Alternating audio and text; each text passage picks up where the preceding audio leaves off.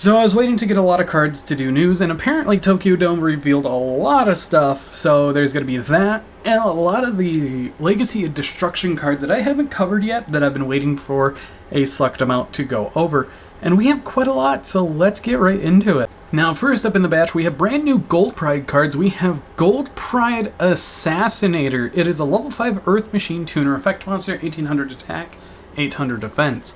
You can only use the first and second effect of this card's name each once per turn.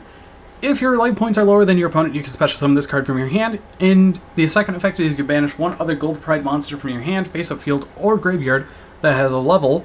Special summon one Gold Pride token, Machine Dark, attack 0, defense 0 with the same level. Also, it cannot be used for a material for a fusion, synchro, exceed, or link summon for the rest of the turn, unless it is for a Gold Pride monster.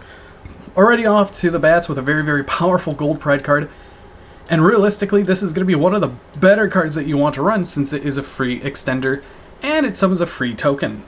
Now, when there's always a racer or a vehicle, there's always a synchro to go with it or an extra deck monster. We have Gold Pride Annihilator. It is a level 8 Dark Warrior effect monster, 2700 attack and 1700 defense, very beefy. Takes one tuner plus one or more non-tuner monsters. You can only use the first effect of this card's name once per turn. During your opponent's turn, quick effect, you can target one fusion, synchro, exceed, or link monster on the field, or up to 2 if your life points are lower than your opponent. Destroy it. Once per turn during the end phase, if this card's first effect was activated this turn, return this card to the extra deck, and if you do, special summon one Gold Pride Assassinator from your deck or graveyard. Honestly, overall, this is a very good level 8 synchro, and with it being super generic, I think we will see this in quite a few decks as a option over some other level 8 synchros that we currently have. So next up, we actually have more Yubel support, and this is actually a retrain of a monster that we were missing from the initial wave, being Infernal Grave Squirmer. It's a level 1 Dark Fiend effect monster, 0 attack and defense, and you can only use the first and second effect of this card's name each once per turn. If you control a Fiend monster quick effect, you can special summon this card from your hand, then you can destroy one monster you control that is Yubel or mentions it. And the other effect is you can banish this card from your graveyard, special summon one Fiend monster with 0 attack and defense from your hand or graveyard, except Infernal Grave Squirmer. There's plenty of cards that have 0 attack and defense, and realistically, we've been seeing people combo and test the new Yubel stuff with Unchained because they go hand in hand, since this is realistically generic Fiend support, and they can run other things that can be useful with this, with a small Yubel engine, which honestly I cannot wait to see what TCG players do on our side with it. And now for the other Yubel card, we actually finally have a field spell to go with all of these cards. We have Nightmare Throne. It's a field spell card, and you can only activate one card with this card's name per turn. When this card resolves, you can take one Fiend monster with 0 attack and defense from your deck and either add it to your hand or destroy it. Once per turn, if a face-up Yubel's monsters you control leaves the field by a card effect, you can add to your hand one of your Yubel monsters that is banished or in your deck or graveyard, and is one original level higher or lower than one of those monsters that left the field.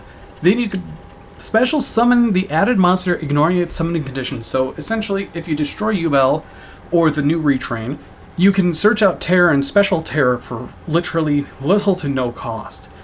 And honestly, this is a very powerful card, especially for Yubel, because it just makes the engine more useful and have more utility in a lot of these other Fiend decks.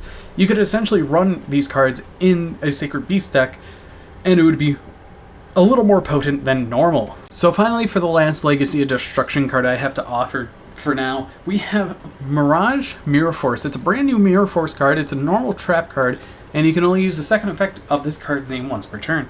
When your opponent's monster declares an attack, special summon one illusion monster from your hand or graveyard, and if you do, return the attacking monster to the hand.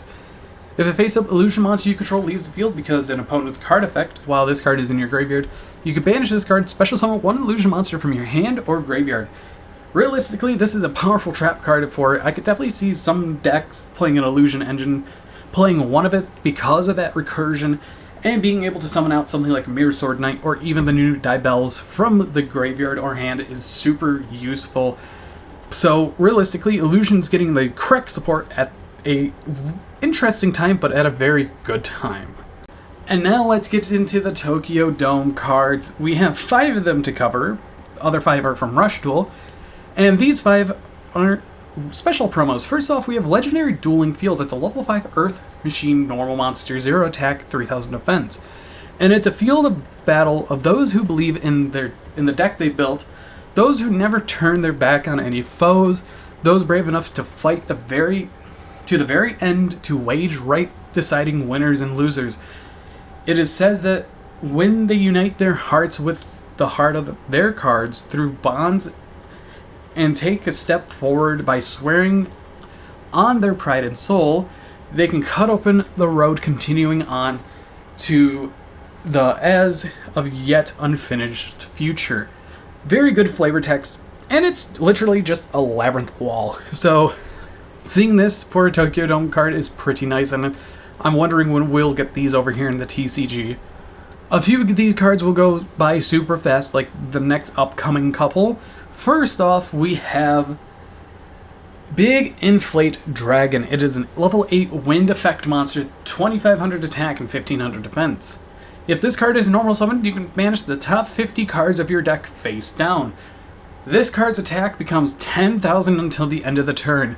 So it's a pay heavy cost to try and win in a turn, so realistically I could see it being played in a few fun decks, even Grenmaju could play it. But banishing 50 cards is a hefty cost to make it 10,000. So after that, we actually have a retrain of a very old monster of Baseball Kid. If everyone remembers that card from years ago, we have Ultimate Baseball Home Run King. It is a level 4 Fire Warrior effect monster, 1500 attack, 300 defense. When this card destroys an opponent's monster by battle, you can have this card gain 1000 attack. Very nice reference to the very old card, and honestly, it's a Tokyo Dome card, and to be honest, it's really nice to see them retraining older cards into something simple, but also something that can be very effective in certain type of strategies and other decks, realistically. So now for one of the better cards of the whole batch. They're all pretty cool, they're nostalgic, or really anything. We have the Legend of Tickets. It's a normal spell card, and you can only activate 1 card with this card's name per turn. Target 1 card in your graveyard. At the end phase this turn, place that card on the top of your deck. Also draw 2 cards for your normal draw during your next draw phase. So being able to place a card from your graveyard on the top of your deck at the end phase, then being able to draw 2 during the next draw phase can be very good. It could also work with things like Time Tearing Morganite, because you get 2 draws normally, so that thins out your deck. So realistically, it's kind of a mini Time Tearing Morganite, but still allows you to use hand traps. But this is one of the better cards, in my opinion, of the whole batch because of what it can do. And if you could live for the next turn, you're going to be pretty good. If your board state's already set up and you could just build up a little extra on your next turn. And finally, we have the final card, being a new hole card, being Time Dimension Hole. It's a normal trap card, and you can only activate 1 card with this card's name per turn. Shuffle your deck, then excavate the top card of your deck, and if the excavated card is a monster that can be normal summoned or set, special summon it. Otherwise, or if you can't special summon it, place the excavated card on the top or bottom of your deck. So realistically, you could stack your deck, but if you're playing Trap Tricks, this is really, really abusable because you could reset it, or in Labyrinth as well. So you could stack your deck like, oh, I don't want to draw this card, put it to the bottom, or oh, I want to draw this card, keep it on the top.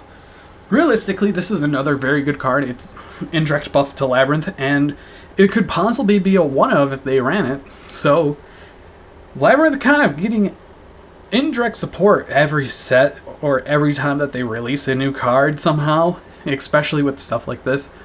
But if you guys did enjoy this recap style video, hit that like button down below. If you're new here, please hit that subscribe button because it's free, and if you don't like it, you can unsubscribe and it doesn't cost you anything. But anyways, I've been Bolt Spider. See you guys in the next video, and goodbye.